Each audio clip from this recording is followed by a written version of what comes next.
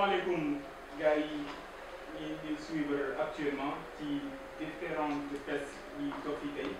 ñu ngi am mbégte bu baax di jàppaloo tey ak Khaly Diouf nag mu nekk responsable politique donc dañuy bàyyi rek donc suñu naataango yi ñu dugg ci question yi donc je pense que yéen ngi koy xaar bu baax a baax. Khaly ñu ngi lay nuyu. maa leen di fay. waaw naa leen coow li bëri na des fan yi trop lu xew. non xam naa nag mooy tooñ rek waaw asalaamaaleykum ñu ngi nuyu ñëpp di nuyu mbokki internet yi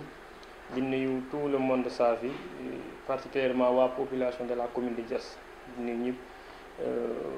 di jégal aussi ñëpp di jégalu ci xëy na ci coow li ñi nga xam ne coow la mais Pape jàpp ma ne coow moo am parce que juste ma jàpp ne peut-être waxtaan la ay débat la ay question la ñu posé interrogation ci suñu situation commune bu ñu nekk situation commune nag c'est-à-dire on parle de la gestion de notre mairie ñun dañu nekk acteur politique dans la collectivité locale ñu yàgg di yëngatu ci politique aussi te ñu jëm ne politique bi ñuy def aussi bu ñu nekkul c'est la gestion des affaires de la cité te si affaire cité yi aussi am ci ay yu ñu gis taxaw seetlu ñu war ci wax donc pour ñun coow amul dañu am ay yi ñuy gis seetlu ko dénoncé ko maa ngi dégg ñu ne non da nga accusé je n'ai pas accusé je dénonce des faits.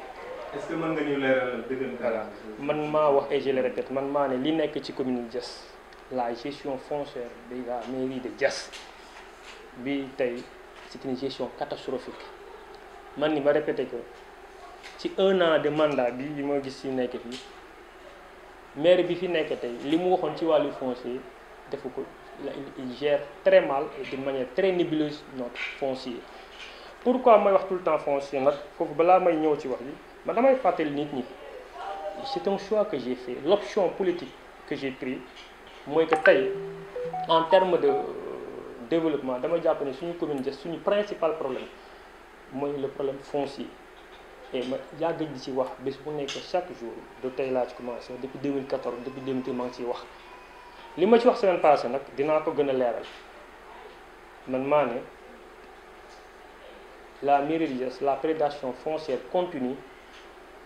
ou bien en tout cas la prédation foncière résiste au changement annoncé parce que dañuy jàppoon ne li fi nekk mësul baax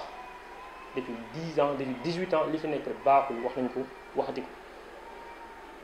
am changement ci diggante bi ci 18 ans mais fi nekkoon yàlla jëlee ko fi yàlla ko yàlla yërëm te yéexe ñu ki ko remplace ñu muy mu continuer la même chose dénonce ñu dañ koy dénonce wax ko nit ñi lu xew en fait man dama taxaw seetlu depuis bi mu fi nekkee ba léegi maanaam le 12 août 2020 depuis le 12 août 2020 je l'ai dit et je répète et je me koy défier l'actuel maire de Diass a signé plus de 1000 actes d'attribution maanaam lotissement yi mu def dépassé na 1000 parcelles te ci lotissement yi ñu dem seetlu lotissement yi muy def ñu gis ne lotissement mu ngi def lotissement chaque jour te deful benn délibération yéen ñëpp même boo ko xamul boo ko jàngul sax ñëpp xam nañ ne lotissement yi ça oblige à des procédures lotissement bu ko mën a def dafa am yoon bu mooy jaar te yoon bi mooy yoonu délibération maire bi fi toog depuis 12 août 2020 parce que 12 août la commencé ñu ngi wax 24 septembre mais 24 septembre c'était la date officielle de sa prise de fonction suite à l'élection mais en réalité il a commencé depuis le décès du défunt Aliou Samba Ciss balaa sax ñu koy officialiser gis naa ko muy signer des lotissements encore une fois des lotissements yoo xam ne amul fenn foo xam ne la ko basé donc biñ ko encore mettre en place ba officialiser ko si ma seetlu bés bu nekk li muy signé ci ay lotissement dañuy si mën waa mais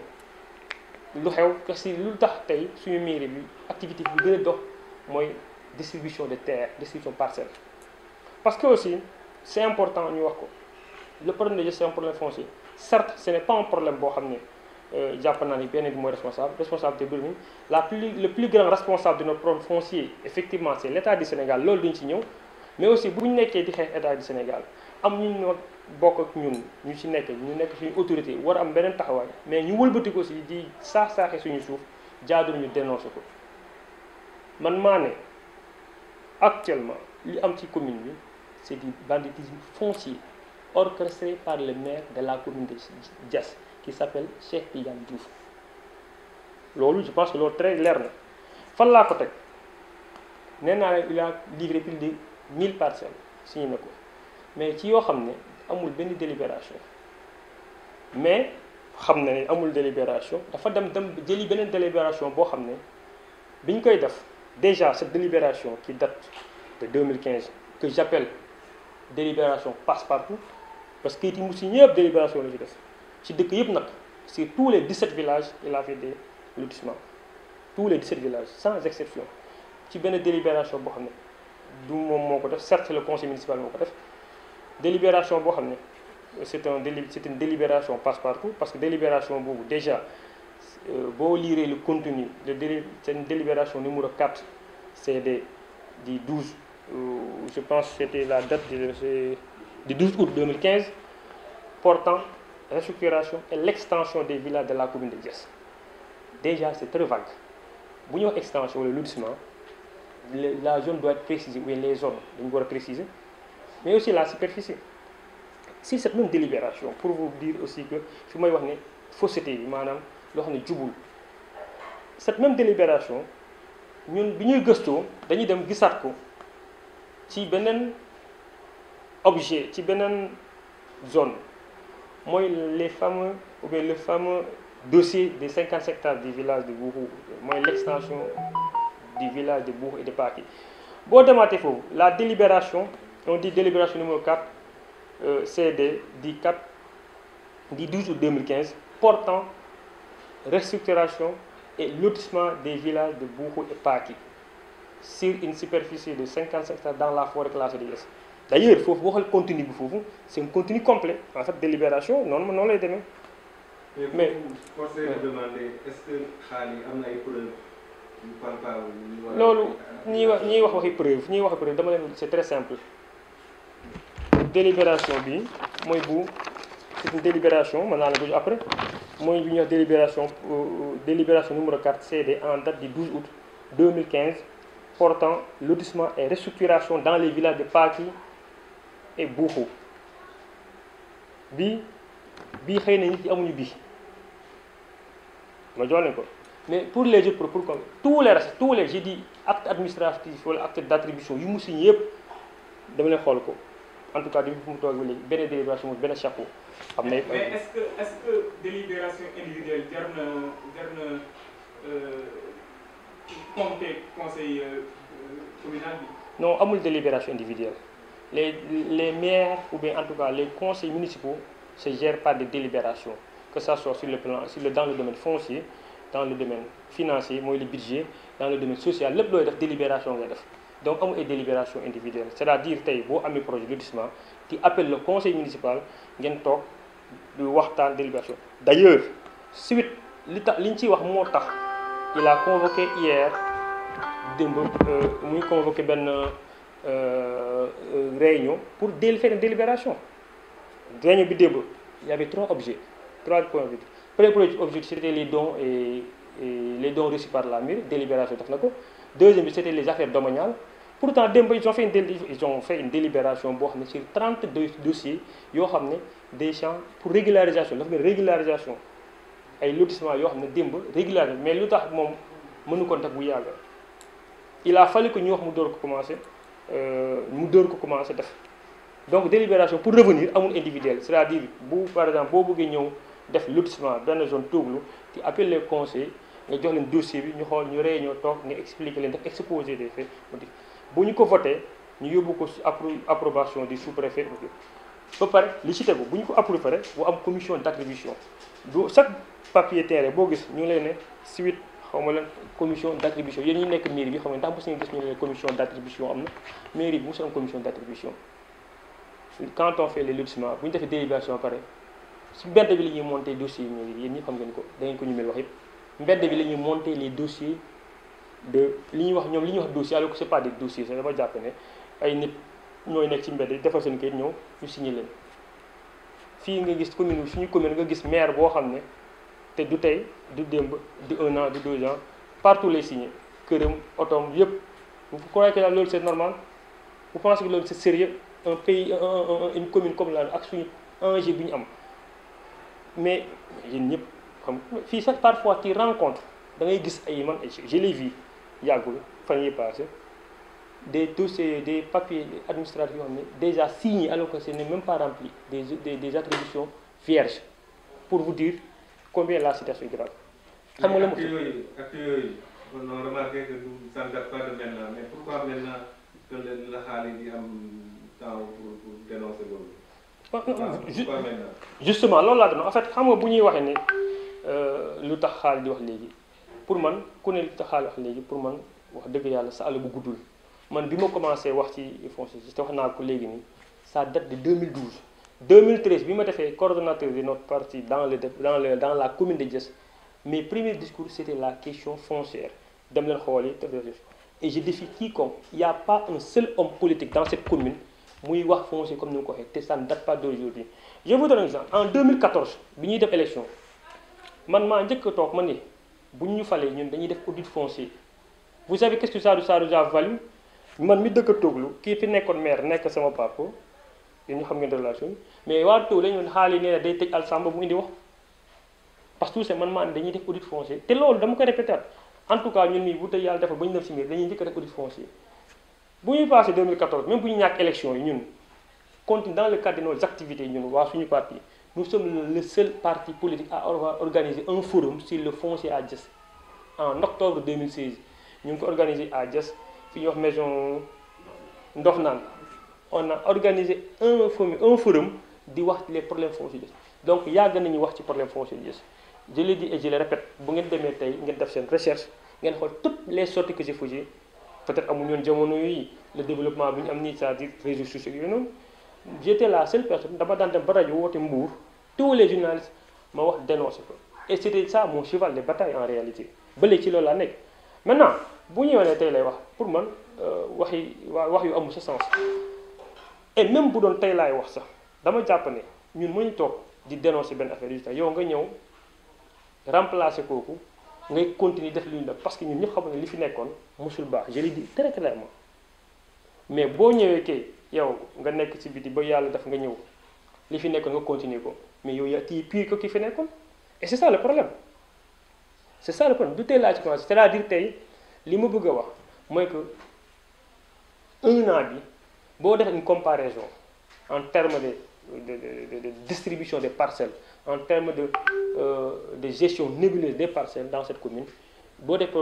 da ngay ne sa fi en tout cas li ñu xamuñu sa fi nu mu doyee waar. mais boo waxee rek que les maires signé na plus de des milliers de parcelles ñu ngi maye parce que sans pour autant ñu am preuve palpable aussi du neex kii de. waaw mais non xam nga déjà le fait que nu muy distribuer parcelles rek le fait que loolu amul benn transparence rek ça montre que jaaru sa yoon mas nga gis benn commission de distribution de parcelles te pourtant mu ngi def élargissement bu ñu defee élargissement am nañu benn quota bu ñu ci mairie yéen ñi xam ngeen ko ñii di wax 40% ñii wax 30% ana quota bu ñu bëggoon lu leer kay bu ñu defee lotissement ak quota bi mais dafa am li ñuy war a distribuer te quota dafa am quote part war a am commission boo xam ne par exemple ñu ne par exemple lotissement bi kat bi ñu ko amee 20 terrains mairie bi am na 10 terrains wala am na 8 terrain mairie fii lañ ko dugg fii lañ dugal suite à la demande wala Diass ngay gis la seule commune boo xam ne kenn doo gis kenn mu bind demande pour ñu attribuer le terrain te pourtant ñun dañu am droit ñun ñi fi dëkk bu ñu soxlaa suuf que ça soit pour dëkkuwaay wala pour béy nga def demande ñu def la mais fii les choses sont tellement kenn am on n'a même pas cette culture xam nga lu tax parce que ñi fi nekk ñoom ñooy gérer d'une manière nébuleuse ba tax na nit ñi xamuñu sax am nañu droit def demande yow am nga droit tey nga ne da nga soxla suuf sa koñ dama bëgg ngeen jox ma suuf fu mu dëkk te pourtant en réalité sa koñ am na fa ay terrain yoo xam ne l'autre mairie jël ko mais ci li neex mairie bi wala maire bi moom moo koy maye maire bi fan la amee suuf bu muy maye ñaata ni ngay gis ñu ne maire maye ko man ñi ma xam ñu gis leen maire bi di leen maye terrain ci ce dossier bu mu ciy wax dama ci am yu leer man dinaa ci ñëw bu ci kanam bés bu nekk ñu woo ma proposé pour jënd terrain te du tey donc pour ay preuves yooyu pour man li ma lay wax te mu leer ñi yow yi xam ne maire bi day maye terrain comme mu ko neexee fu mu ko jëli toolam la c'est parce que c'est pas parce qu'il est maire qu'aujourd'hui il dispose man dama ko daan wax jamono Alsamba dama leen ne waaw mais ndax da ngeen xam Alsamba tool just ba Alsamba war a mayete le maire n'a pas le droit de cibler les terres comme ni mu ko bëggee amul droit boobu du moomeelam ce sont des biens de notre commune am na nag yoon may na ko mu signer ay kayit joxe ko ñi ko soxla mais daf ko war a def en toute transparence avec une commission boo xam ne dañuy toog def transparence yépp mais tey loolu moo fi amul pratique fi nekkoon moo continuer ba léegi loolu moo tax ñu koy def. yaa ngi insisté ci l'illégalité de la conseil kii parce que dernier kii bi nga wax da nga ne ça date de 2015 yi fi joxe am yëpp parce que nee nga ça concerne que Bounkou et Paty donc est-ce que mën na jàpp ne par les autres zones est-ce que du teewoo ci seen égalité. non man comprendre li ma wax dama ne attribution yi muy def yépp délibération bi ñu fa dugal c'est une délibération boo xam ne baaxul parce que tout simplement beneen dañ ko doon def délibération ci beneen zone mooy dans le cadre de lotissement et extension des villages de Bounkou et Paty sur une superficie de 55 hectares cette même délibération la ñuy jëlaat moom la ñuy def ci yi muy acte yi maire yi signé. mais avec donc est-ce que mën nañu jàpp ne lotissement yi ñu def ailleurs est-ce que yooyu mën nañu jàpp ne baax na wala baaxul. dama leen ne acte yi muy signé attribution yi muy signé yëpp mu dugal ci délibération bi dara baaxu ci loolu kay leer na dara baaxu ci je le dis haut et fort. et je le koy wax. am nga ay terrain. waaw. kan moo la signé say terrain say terrain. man li moom ci terrain ni mu bëri dinaa ci ñëw. mais sama terrain maire ak sous-préfet ñoo koy signé comme terrain tout le monde léegi bu man bu la neex aussi ma gën la leeral xam nga bi ma interpellé le maire déjà rek maa ngi ñu ngi doon wax non da nga xaar maire dafa war a répondre sama ñi non maire dafa non xaar ba maire répondre nga door a wax man leen déedéet je n'ai pas besoin de la réponse du maire xamul laa soxla que li ñu ko wax bu dee dëgg la moo xam ne juum na mu bàyyi li muy def et je pense qu'il a bien compris notre discours nee naa la démb il a convoqué une réunion pour faire des délibérations notamment dans les affaires domaniales il a fait des délibérations yoo xam ne envoyé ko sous-préfet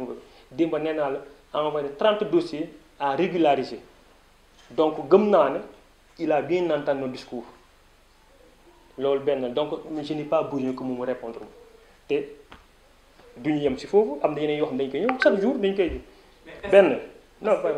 est-ce que am na risque. moo tax am na mais li ma leer mooy li muy def moom monsieur le maire ci boppam risque bi ci moo leen on peut attaquer tous ces dossiers yi muy def nii on peut l'attaquer à la Cour suprême léegi nga dem attaque usager tey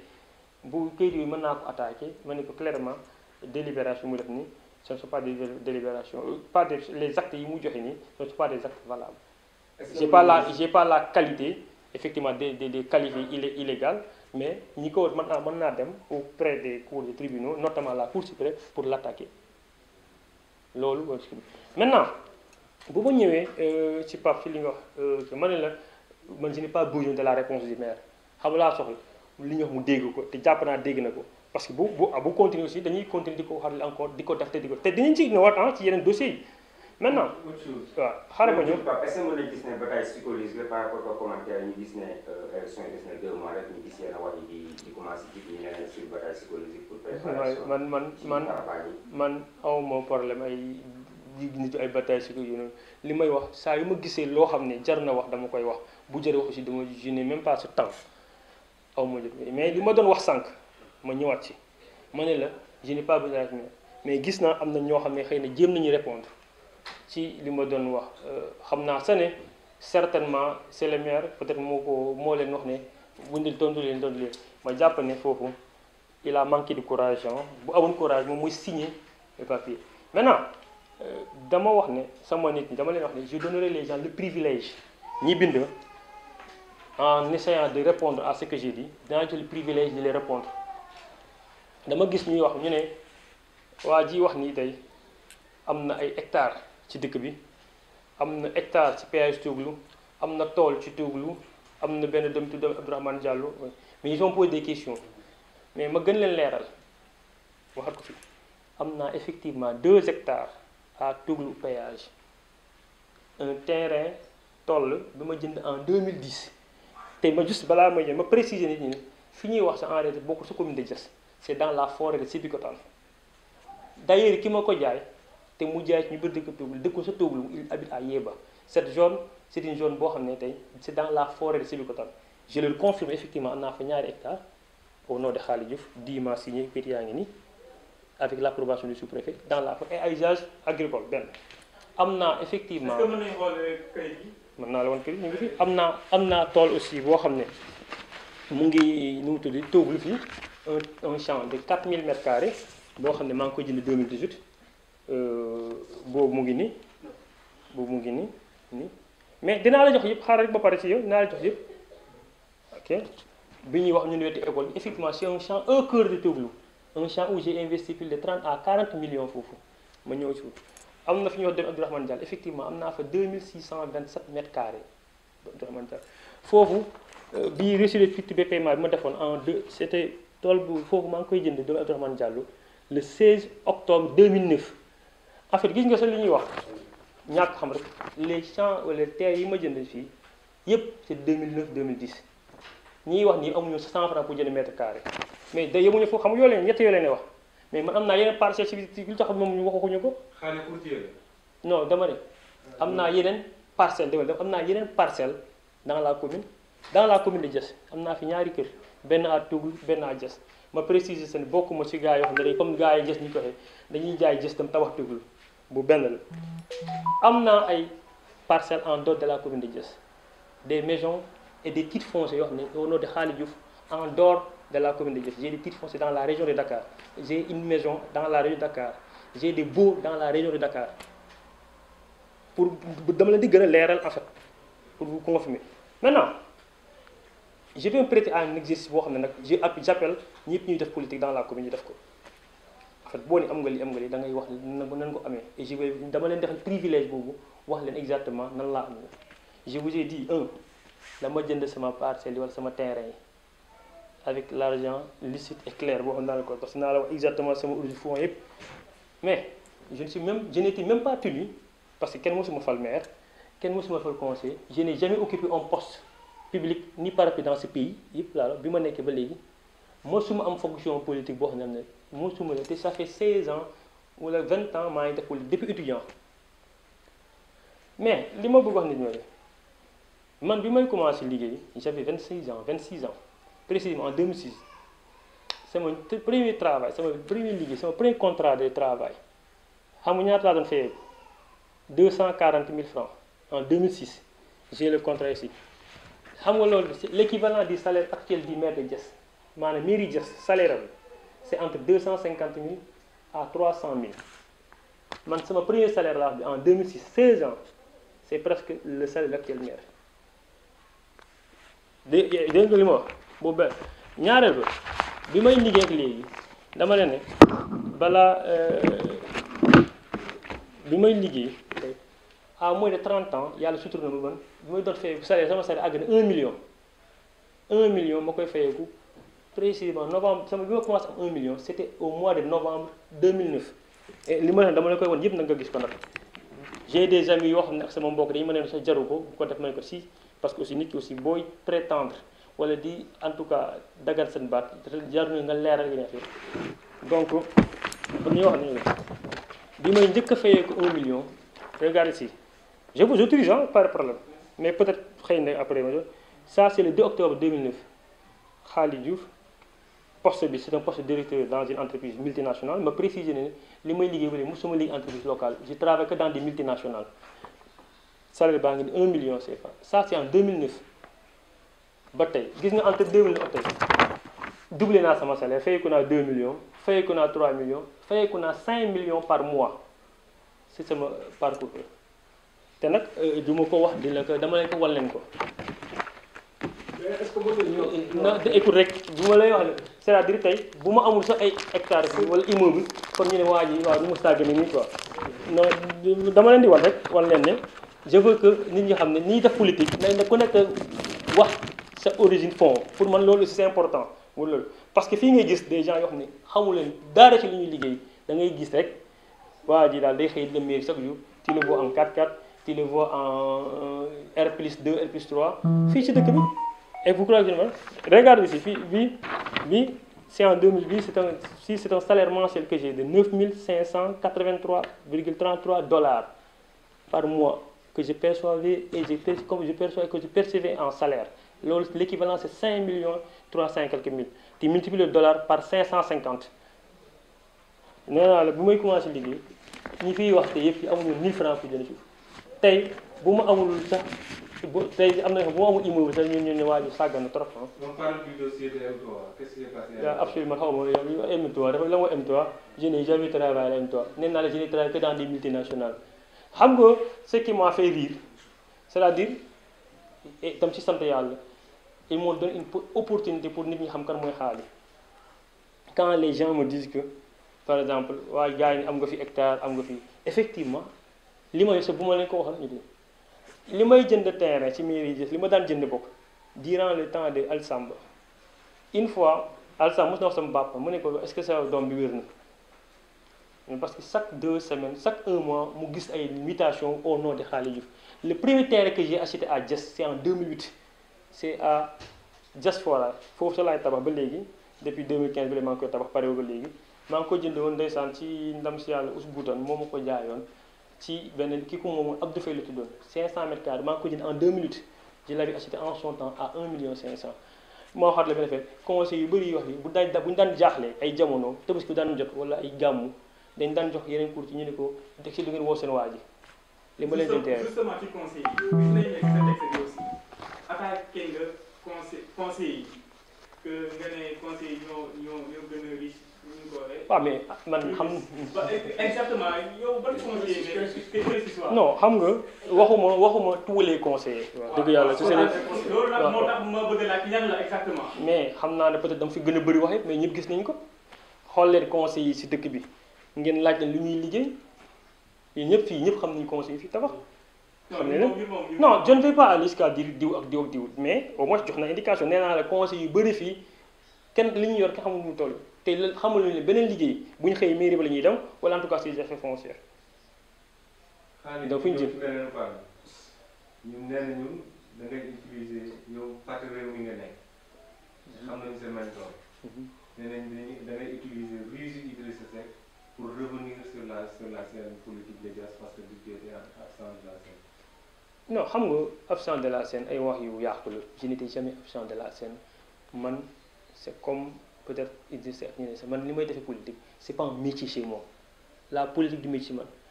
je le fais au moment venu je ne suis pas une personne boobu bu ñu paree élection tey ba bu yàlla defoon aussi ñun bokkuñu ci ñuy gérer mairie je retourne à mon job je ne fais pas la politique comme métier bi ma nekkee ba léegi toutes les personnes qui me connaissent j'ai commencé la politique à l'université j'étais membre du bureau des élèves étudiants libéraux MEL jusqu'à ce que Abdoulaye Wade Idrissa Seck mu ànd Idrissa Seck la politique dama koy def par passion mosuma indil absolument rien c'est pas tey laa ko def métier c'est-à-dire ñi ngay gis ñuy wax chaque jour nekk ci politique c'est leur métier et je le comprends bu dee politique bu la mayee sa liggéey ñoo xam ne ils n'ont jamais travaillé seen liggéey politique ñoo tax ñu may ko c'est normal tout le temps pour la ñuy wax man politique mosuma may absolument rien ba tey fu may wax nii ba fu ma toog nii politique ne m'a jamais rien donné et pour votre information on me propose des postes souvent damay bañ parce que xam naa ne li ma bëgg a servir peut-être poste yooyu tax man ko mën servir. ñu revenir un peu ci sa terrain yi yaa ko jënd nga ne. waaw donc kon am nga xaalis. maa ngi sant yàlla di wax dëgg yàlla moom. dëgg yàlla yaa ngi def politique te gisuñu la nga actif ne tellement ci population bi. mais wax naa la ne man. gars yi nee na mënoo sa gagné koñ bi fii. xam nga ñiy wax tey ne kii man bu dee subvention ak kii ay dama leen ne man li may def mën naa wax ne li ma ñu bëri ñu ko def sax mais je n'ai pas besoin de le dire xam nga lu tax maa ngi gis gars yi di ay subvention ay demandé tous les ASC Toublu bi ma leen di subvention et 2013 2014 toutes les ASC fii ba tey laaj dañ ñuy ASC yëpp laaj dañ ku nekk di ba ren li ma may ci ASC sax ëpp na 4 à 5 ASC bi ne ma may la ay 100 000 may leen mais xam nga en fait quel est le problème waaw ñiy maye tey démb daal nañ maye ñiy maye tey il a fallu que peut-être ñu am poste pour ñu maye je te dis que mosuma am poste dama daan maye ba léegi maintenant je n'ai pas besoin de dire de faire la publicité de ce que je fais parce que defuma ko pour wut ci nit je n'y crois absolument pas je ne cherche pas les personnes à travers moi. Je le dis et je répète, bu doon seulement ay question de moyens yooyu noonu je peux faire mieux que ces gens là mais pour moi c'est pas il ne faut pas mercantiliser nos relations unies. Man je n'ai pas demande à toutes les personnes yi ma àndal sama diggante bi affaire de xaalis. La preuve ñi ma ànd politique depuis ma commencé ba léegi ñoom lay ànd ba léegi je n'ai jamais de défection mosuma ànd ak nit ci politique bu ne bàyyi naa xaalis lu tax parce que tout simplement on a des relations très saines xaalis ak yooyu du suñu diggante ñu tuuti wala ñëw mais c'est maintenant sur ay waa ji muslu gañ koy yooyu noonu xam nga li may wax nit ñi encore une fois de plus je n'ai pas de fixation par rapport aux fonctions politiques yooyu noonu au contraire man ay poste ay maire sax pour man daf may gën a sonal sama bu ma ko amoon tey daf may sonal ce n'est pas. est-ce que mën nga ñëwaat ci relation ak maire. Non on a d'excellentes relations amuñu benn problème s'il n'était pas le maire de Diass aujourd'hui du nga mës a dégg mooy wax turam parce qu'on a de très bons rapports de très bonnes relations donc je ne parle pas au maire de Diass persona intuiti moom sa personne je ne dis pas ne m'intéresse pas mais je n'en parle pas s'il n'était pas le maire de Diass ku toog mairie bi nga tudd Cheikh Tidiane Diouf wala nga tudd Zal wala nga tudd Ibrahima wala nga tudd Khali Diouf wala nga tudd SS boo fi defalee lu lañ koy wax pour moi c'est ça c'est pas différent. Mais vous avez d'excellentes relations. Donc mën nga approuver le moo la orienté à l'université. xam nga nit ñi waxi caaxaan la man bi may am man dama ko wax ñëpp ñu xam ko man bi ma commencé jàng di CI ba licence je n'ai jamais doublé dans ma vie man bi ma orienté université monsieur le maire xamul sa ne maa ngi université bi ma amee bac parce que man sama cursus scolaire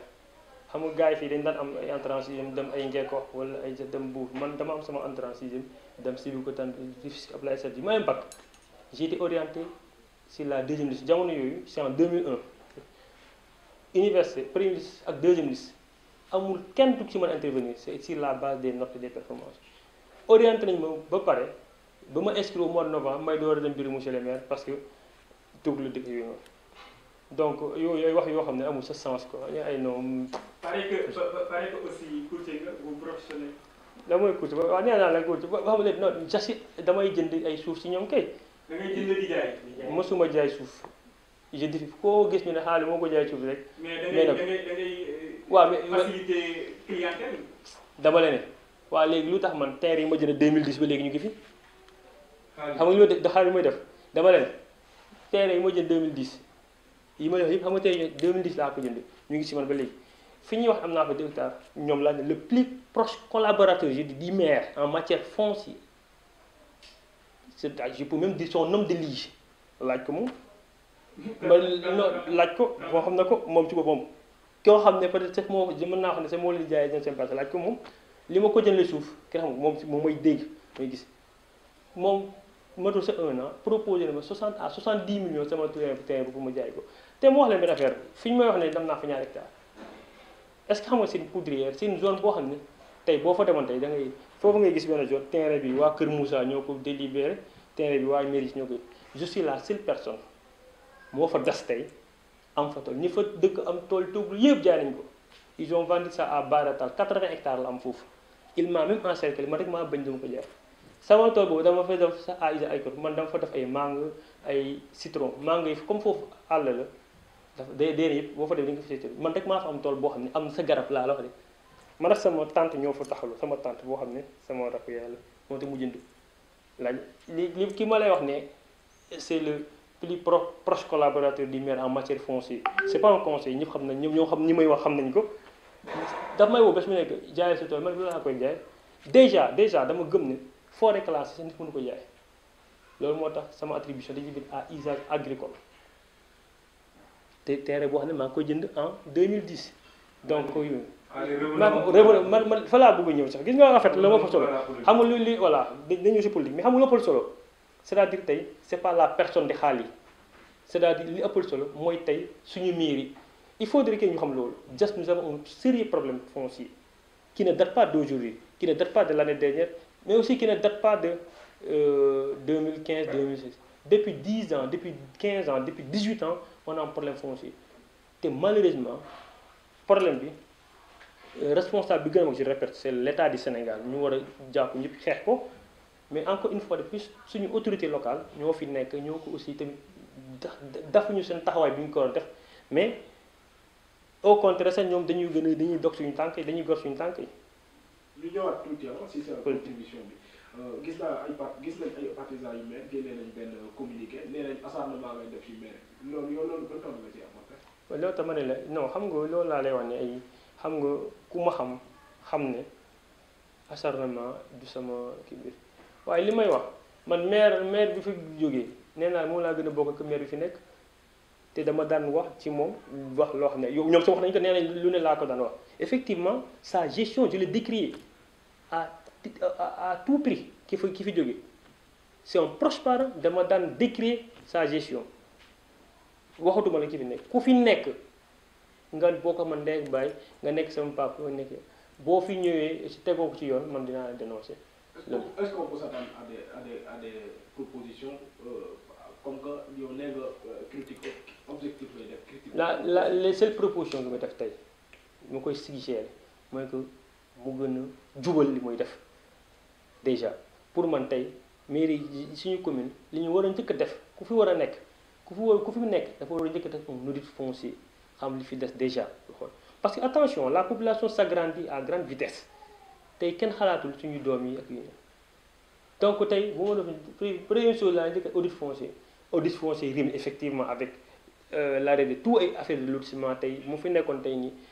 waxuma ne lotissement doom de mais bu ñu lotiree tey dañu am toog 1 an yooyu gën di def lotissement il faudra que ñun ñu xool dañu war a organiser pour suñu population tey ñi fi nekk tey ñu am possibilité am fu ñuy dëkk mais yow fii ngay gis fii sa biir dëkk sa buntu kër ñëw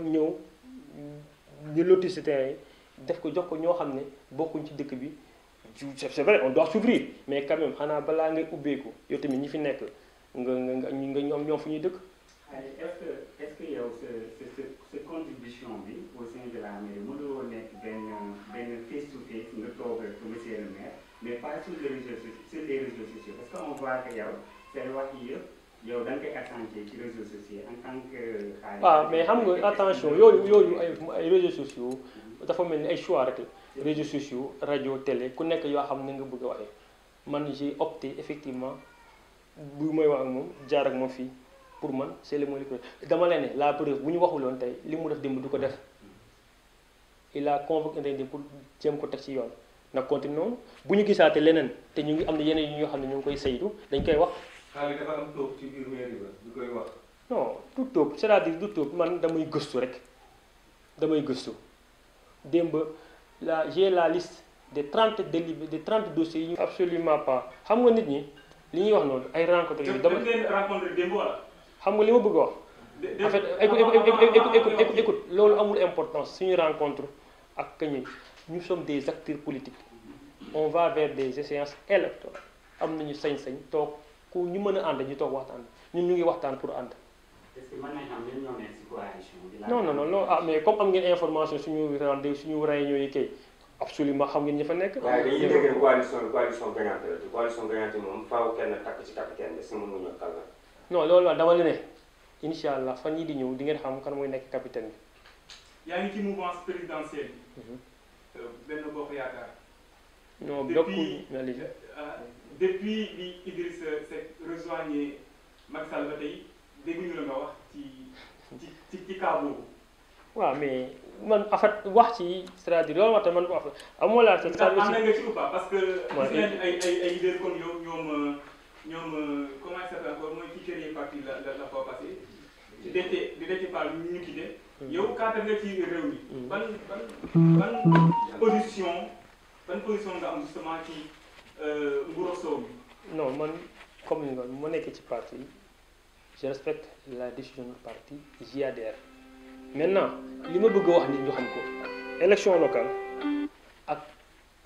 en tout cas élection nationale yi bokkul li ñu jublu nii les questions de parti je les mets de côté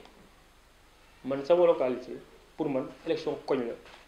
bu ma fiy ñëw di wax waxi politique wala en tout cas waxi développement je mets de côté affaire de parti donc ce point là awma ci benn kii ma préciser encore le Rewmi n'est pas dans le Benno Bokk Yaakaar le Rewmi est dans la mouvance présidentielle nous sommes bokkuñu Benno Bokk Yaakaar nous sommes dans la mouvance présidentielle loolu ma gën ko leeral. coalition bi su tojee coalition bi parce que am nañ ay écho que am na benn leader boo xam ne nee na moom mooy nekk candidat instant yi bañ ne tic ne moom mooy nekk candidat te à 90% coalition bi day toj bu tojee lan mooy sa plan B. bon xam nga aussi xanaa dof mënut a wéy su ma ne leen fan yi di nga am résultat nga bëgg ma répondre question boobu xanaa yaakaar saa waay xam nga ne ma foofu moom li ma la bëgg a wax rek mooy xaar lañ fan yi mais nag waxtu heure bi ñu jotee jeex nañ je pense que mën nañu arrêter quand même. ah sinon les gens vont se lasser.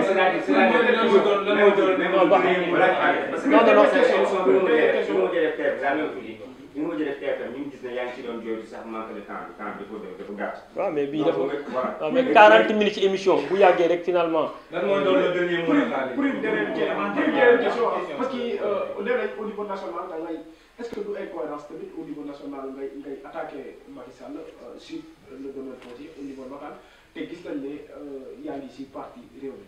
mais xam nga dama loolu nag dama ko bëgg a leeral nga sama engagement politique mais les intérêts de ma localité priment surtout. c'est-à-dire tey fi ma dëkk ku ci mën a ku ñu mën a xañ suñu intérêt ma bàyyi la nekk sama waa gox c'est-à-dire balaa sama engagement politique c'est ma localité avant tout si notre parti tey bu soutenir par exemple sama combat pour ma localité ma bàyyi sama parti. et li ma di avant commune de Diass actuellement nii yëngu na trop politique bi yëngu na jeex na trop à l'heure actuelle est-ce que l'heure est à la polémique. est-ce que jotul nit ñi nga xam ne ñun ñooy leader yi ñu boole suñu doole doon benn pour le développement. non polémique ko xam polémique ko damay dénoncer des faits xam nga polémique mooy kii li may wax je le répète tant que le maire va poser des actes yoo xam ne tew ko ci yoon dinaa ko dénoncer. vous croyez que dans une commune aussi sérieuse comme Diass war nañ jël def marché mairie bi comme un marché yooyu la ñuy denc si nekkuñ ci polémique on est dans une man dañ koy alerter sax à la limite tu sais benn sens dañ koy jàppale sax moo tax ñuy wax ni mais mën nañu ko bàyyi mu def li mu def pare suba mu rattraper ko parce que attention les gens parfois dañuy négliger le sens de la signature ici les gens signent comme ça comme du ñu am su benn réflexe xanaa sax même dans les petites entreprises sax mooy entreprise booy signer sax am na procédure boo xam ne nga am ki ñu monter dossier bi kii contrôler ko balaa muy àgg signature mooy dernière étape de validation ngay signer ay suuf ay yooyu amul benn procédure nee naa la fii ci oto sa ngay toog nga gis waaye muy signer wala ci sa kër nga def ce sont des choses qui ne sont pas sérieuses dañ ko wax na donc du polémique ce sont des choses que je dénonce. Merci. mais tey soo nga ñëwoon tey au soir du 23 janvier est-ce que di nga régler suufu Diass carrément comme tey nga jël ci dossier yi nga xam ne suuf yoon dañ ko attribué bu pare. bon tey c'est très prétentieux. waaw très prétentieux nga ñëw nga ni par exemple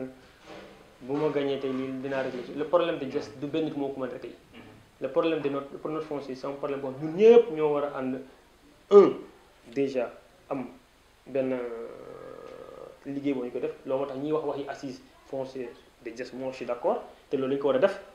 dima ñu déjà ñu ànd suñu biir ba pare mën a jàmmarloo état du Sénégal pour suñu suuf yoo xam ne jël na ci au moins mu joxuñ ci une partie maintenant loolu pour ñu am kon il faut que ñi fi nekk tey nag ñu jubal mais dire que non bu ma nekkee mais dinaa ko régler c'est très prétentieux. est-ce que du am ay conséquences ci la population. par exemple on a dit que y a des conseils des agents municipaux yoo xam ne dañuy doxalee peut-être mooy loolu. waaw mais waaw loolu laa lay wax dama la ne tey benn nit mënul taxaw mu ne par exemple mën naa régler problème bi que ça qui s'appelle Khalid Diouf wala keneen ak keneen mais li ma bëgg wax mooy que aussi ñëpp ñuy def politique Diass tey dañu war a toog aussi di wax ci waxi suuf si ni ñu koy gérer premièrement contre l'état du Sénégal je le répète. alors Khalid candidat de la grande coalition lay tëjee. waaw incha allah bu neexee yàlla fii ak quelques jours daal wala quelques semaines on aura les résultats de ce travail incha allah léegi nag xam naa ne moom mën nañu commencer ñu tëj incha allah. balaa ngay tëj. non baax na Pape incha allah xam naa ne dañu ko bàyyi beneen yoon incha allah ñu continuer jërëjëf merci merci quand même de votre visite ñu ngi gërëm ñu di sant ñëpp di wax ne sans rancœur honnêtement je n'ai rien na amul dara loo xam ne jàppal naa ko yooyu waaye nag je le répète encore tant que affaire yi mu ngi teguñu ko ci yoon man dinaa ko nag après nag ce que les gens en vont dire loolu moom c'est pas important pour mu wax li gën a important mooy que bu ñu gisee loo xam normal dañu ko wax te si ñu gëm ne ñi fi nekk dinañ dégg au moins suñu interpellation